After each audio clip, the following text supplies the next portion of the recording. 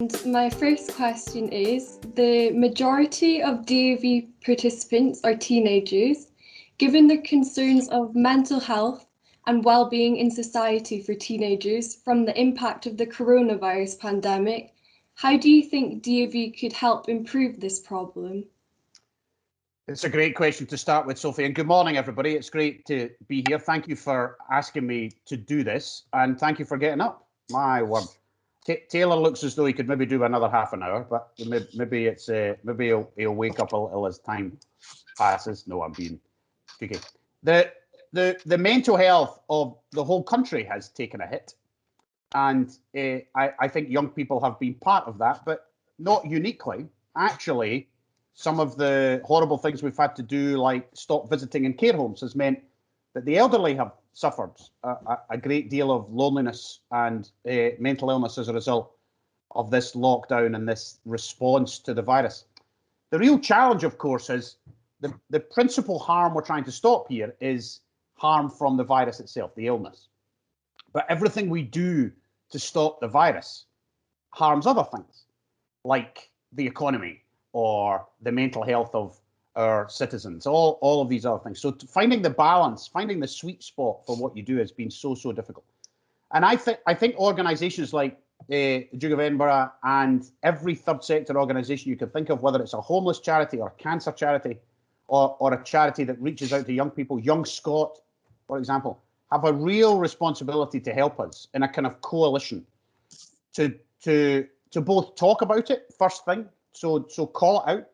Don't obsess about it and don't overthink it, but call it out, and then try and adapt to these new circumstances. And I think DofE has done that. You could hear even in that little conversation I heard at the beginning there with the video of how people and the organisations have adapted to that. And we're coming back.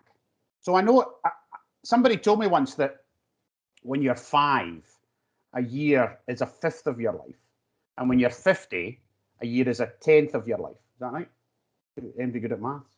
So time feels different when you're young from when you're old.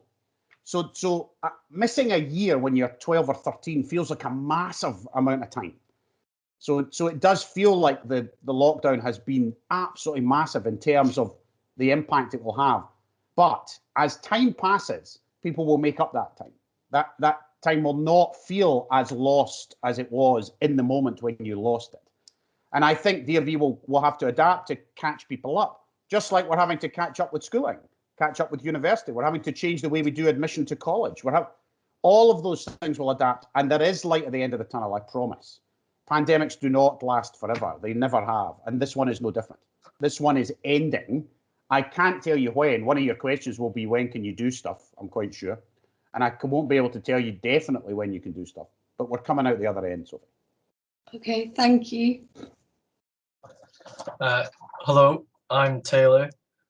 My question is, what ways would you recommend for people to safely participate in the aspects of DofE that are still happening? For example, the physical, the skills, and the volunteering sections. You guys probably know the answer to that better than me. We're going to do it within the rules. So, and the rules, I apologise, but the rules change, of course. And you can see the rules even change this week. So tomorrow, is this Thursday? So tomorrow, the rules change a little bit for young people. So now 4 people from 4 households can meet. Under 12s can meet with no restrictions, and non-contact sport can return. Up to 15 people, outdoors, any age. So that means if you happen to be a golfer, Taylor, then that shirt made me think of golf. I'm not sure why. But you could be golfers can now play in 4 balls as long as the distance. You can play a non-contact sport like tennis or other things in groups of 4 rather than groups of 2. Bigger groups, even if you can do that. You could train. Football and rugby can train but not have contact. So that's a little bit annoying, and that'll come back. So just like those rules have changed, DofE now has to adapt its guidance for what it does to allow more stuff to happen in those elements. So this has always been allowed. You're allowed to do this. You're allowed to do digital. And then gradually we work our way through. So some of the things about volunteering have always been allowed, because you are allowed to care for other people. You're allowed to deliver food parcels. You're allowed to make sure your elderly relatives or your elderly neighbours are up in the morning and fit and healthy and they've got everything they need. So that has always been allowed, if that's part of the organised activity for volunteering. And that will gradually change over time. We're very hopeful that we're going to vaccinate most of the at-risk community by the middle of April. And then end of April is the present plan for making quite big adjustments to what we're allowed to do. But we're so cautious because of the new variant of the virus and the fact it spreads so quickly. We've got to be awful careful. So I think organisations like DofE have adapted their offering. I mean, you never thought you'd be up at 8 in the morning doing Teams calls with people, did you? I mean, they never did this before.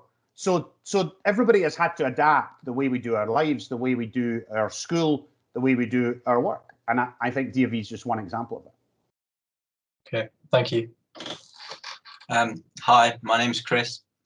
For my volunteering section, I, like many other young people, volunteer at a local primary school and help with after-school activities, mainly outside. With primary schools hoping to reopen fully soon, how long do you think it will be before young people can return to helping with clubs like these? So, Chris, I need to know if do you want me to tell you can't do that because it's so difficult, or do you want me to tell you can do that? Are you wanting an excuse to not go, or do you want to go? I don't know yet. So primary schools all back by Monday. So the data has been good since the schools reopened for P1 to P3 now nearly 3 weeks ago, 2.5 weeks ago. So the plan is that this Monday, all primaries back. Now, we've said that some of the stuff surrounding school can go back as well, but we're a bit cautious about that because one of the challenges with this virus is it's not just about being together or being in close proximity. It's also a matter of how much time you spend together. So that's why it's really annoying if you're a teenager, because we say you can go to school, but you can't have your pals in your house. Well, that doesn't make any sense. Why are you not letting me do the same thing that I can do between 9 and 3 at 5 o'clock at night? Well, the problem with that is your chances of spreading the virus go up with time.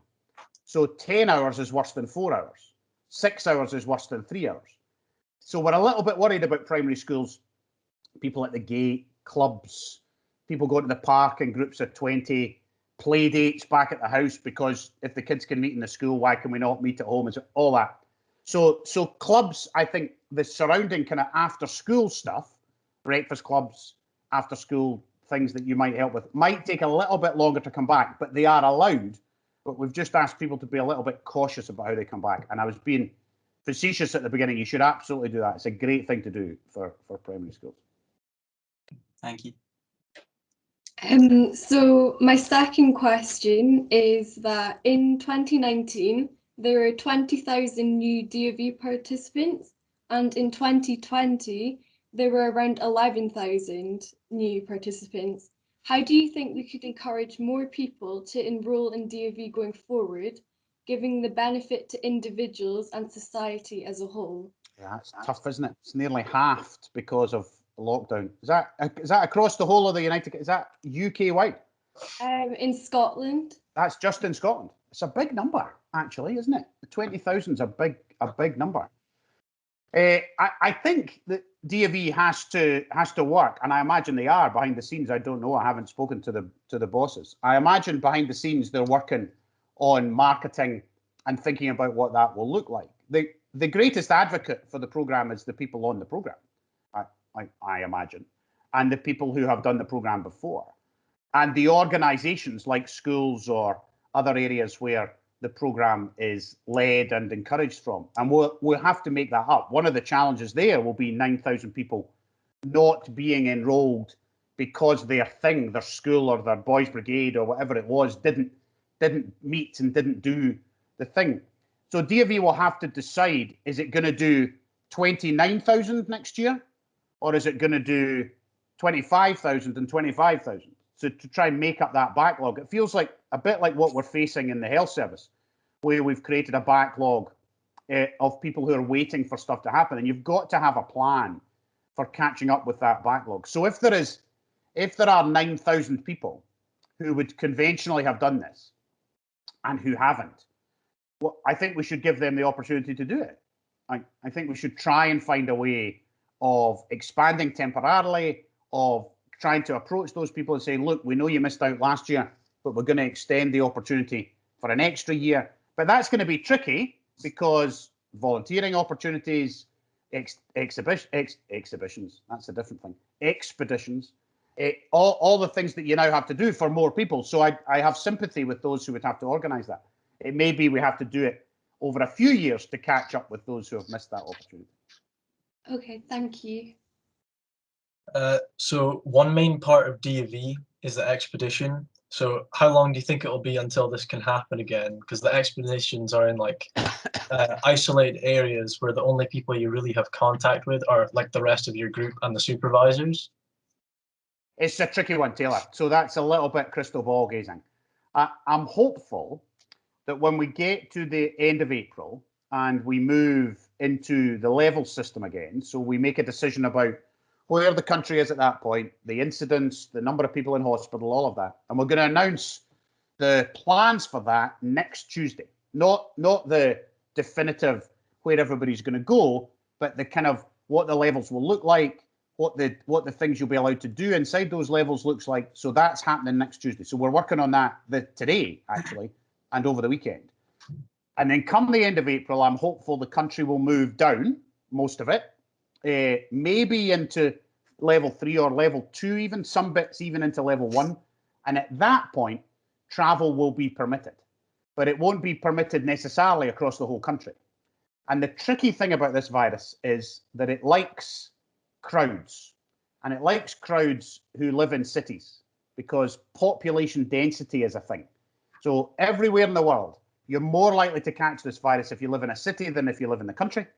And you're more likely to catch it if you live in a crowded city than a non-crowded city. That's one of the reasons why Brazil has had so much trouble. And so we've had the virus mainly across Glasgow, Edinburgh, Dundee and Aberdeen in a kind of, what's that, a J shape. And we've not had it so much in the Highlands and Islands, the Borders, Dumfries and Galloway. We've had some, quite a lot in some places, but it's much harder to get rid of in the cities. So I imagine if you're on the Western Isles, the expeditions might come back quite quickly. If you're in Sauchiehall Street, it might take a bit longer, just because we need to get the incidents down before you're allowed to travel. And it's travel that's the essential part of that, that permission or not. Then DofE will have to take a view on what does safe look like.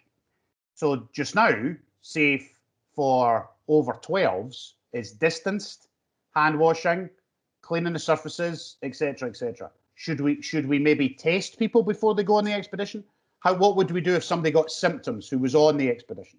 So we'll have to have guidance for how to work all of that out. That's not impossible. We could absolutely work that out to make that safe, but I don't think it'll be before we've moved into that level system and had a lot of consideration about those elements of travel and safety of the expedition. Okay, thank you. I've participated in DofE since I started bronze in 2017, and I'm currently hoping to complete my gold this year. And people have always told me that DofE looks good on your CV. What sort of an impact do you think having completed the Duke of Edinburgh Award actually has on somebody's CV? So yes, it looks good on your CV, but it's not the entry on your CV that makes it good. It's what it does to you that makes it look good. That's a different thing. So it's what it represents. So if I have somebody applying for dentistry when I was in my proper job, when I used to have a job where I was a surgeon, and I would interview people to be surgical trainees or dental students. If you saw a DofE award, you knew they had some level of independence. They could think for themselves. They had initiative because they had done it. You don't have to do it. It's not compulsory. You had to choose to do it. You usually knew they had a bit of personality. So they had kind of run towards this opportunity rather than run away from it. They had learned, not everybody was the same, but they had learned how to engage with other people.